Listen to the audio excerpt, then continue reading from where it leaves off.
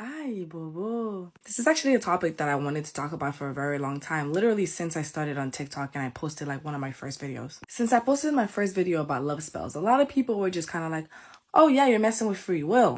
Or no, guys, don't do it because of the consequences. He's going to become obsessed with you and he's going to become violent. And you know how I really responded to that? Like, I just laughed because I was like, okay, I guess you think you know, but you don't know. So I'm going to tell you straight up. This is how it really is. And I assure you, if you don't get it, you just don't get it. When you go to do a love spell, or you have somebody do a love spell for you, the whole intent is to do a love spell. You ask for what you want. I want the person to love me, to be obsessed with me, to love me very much, to treat me right, to not cheat on me. That's what you asked for. That's what you went to go do. Now listen carefully. I had a person who commented under my video and they were like, oh, well, this person once did a love spell for a man who was actually an aggressive sexer. Like they like to hit women while they were having sex. And this person had their wifey at home and they didn't do that to their wifey, but this person was constantly cheating. When the love spell was performed, it was successful.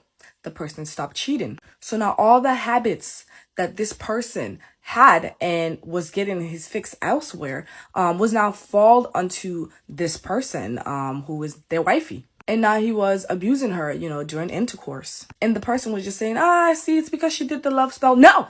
Simply because that person is an abuser. It was always an abuser and likes to do those things to each. But obviously, you know what I mean. When you go to do a love spell, you go to do a love spell. We didn't do change a personality spell. We didn't do make him an abuser spell. And one of my videos says, if you're gonna do a love spell, you gotta know if he's worth it.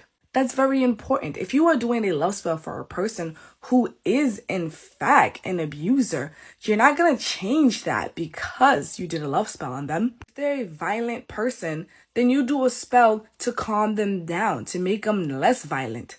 You don't do a love spell to make them less violent. It's very important to understand that a love spell is not going to just bring about love that was never there. I can't stress it enough. You're not going to make a celebrity who's never met you, never connected with you, just fall in love with you.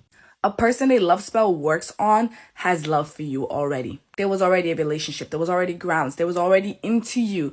But we are amplifying that. We're not literally putting in love that was never there. Love out of thin air, out of nowhere. We're not conjuring anything that wasn't already there. You're giving it a little kick, a boost, and you're making them act correctly according to your desires. You're asking for what you deserve in a relationship.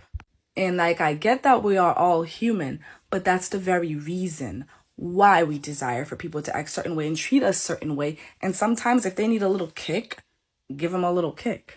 And it works.